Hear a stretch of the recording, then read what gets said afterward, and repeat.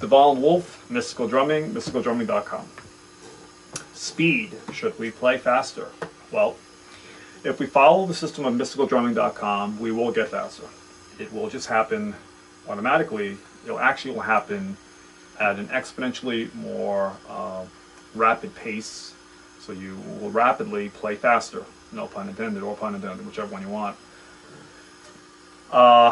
So should we play faster? Well, if you listen to most hit records throughout, from when they first started, going back to the, I guess 1900 or so. But really, when this started happening, the phenomenon of people buying records in the big time, I guess, started happening. I'm not really sure, the 30s or 40s or so. You can fact check me if I'm wrong. That's fine. And then more, I think, on a larger scale, it was in the 50s when the Elvis Presley type era hit, and Chuck Berry and such. And in the 60s, of course, we have the Beatles and all that going on, Jimi Hendrix, and 70s and 80s and 90s and whatever. Okay. And if you listen from, let's just say, I'm going to use the 50s onward. Okay, that's kind of where a modern, what we call rock, would say had started. Prior to that, it was mostly jazz, right? Okay, so most records, do they have a lot of speed in them? Most. I'm not saying all. No, they don't. Most of the biggest hits in history, do they have a lot of flashy fills? No. Were they played by guys who really understood how to create a pocket of being perfect timekeepers with a groove? Two things combined, timekeeping with a groove. Yeah. Now we're on to something, right? Okay, so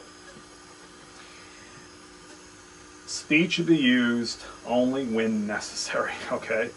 So playing 16th notes, 32nd notes, 64th notes, 128th notes, whatever, or in the 3s, 3, 6, 12, 24, 48, etc.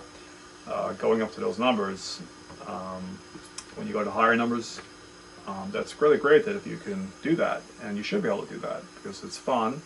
However, you do that when playing with other people only because there's a need for it. The music calls for it. You're creating music. It's not about flexing your musical muscles, so to speak. It's about creating a feeling. People react to music because they kinesthetically, mostly, it's auditory, but kinesthetically they feel something.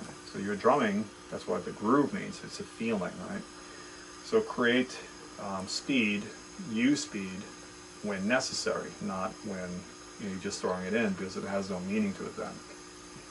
So I encourage you to listen to, start from the 50s and maybe listen to the top 100 songs or records, whatever, of the 50s, then 60s and 70s and 80s and 90s, 2000, 2010, and 2010, and going forward. Today, yes, there is a lot of electronic stuff going on, meaning electronic drums. I'm not against them. I'm just, I'm an advocate of real drums. Okay, so we're drummers. So as drummers, we should be, protecting this instrument because we're an endangered species. There's a lot of electronics going on, and it could turn out that one day we're not needed anymore. And I guess that's the way things go, and we'll see what happens. However, there's something about the feel of real drums that, in my opinion, I'm not saying I'm right, my opinion will not be replaced by electronic drums, meaning, okay, but be clear on that, these are electronic drums, meaning that they're amplified by my module into my amps. When I'm talking about electronic drums, I'm talking about a computer-generated program that's creating a groove and fill and whatever. Okay, which is not a human thing. This is a human expressing through a drum kit that is a drum kit. It just has electronics that amplifies as opposed to the sound be created through a skin being hit. Okay.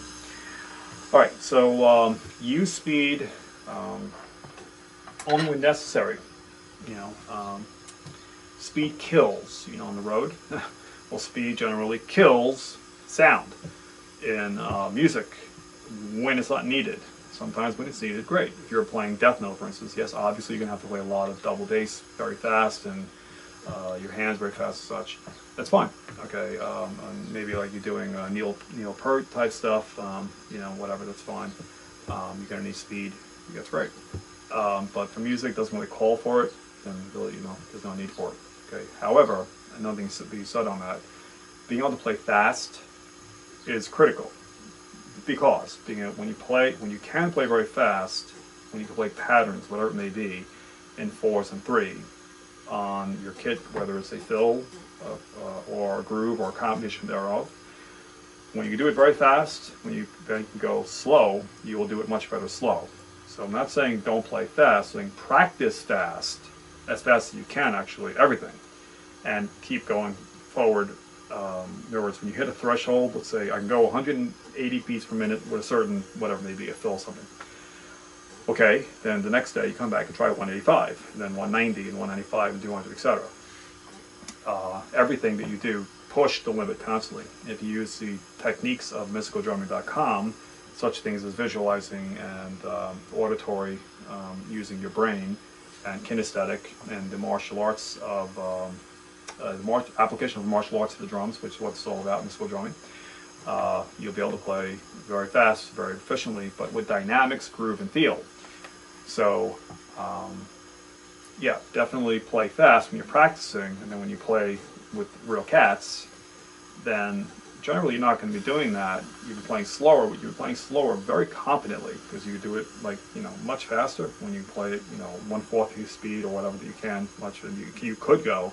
You're going to really have good feel for it, good competence, okay? Okay, so that's enough on speed. Thanks for listening, and we'll see you in the next video.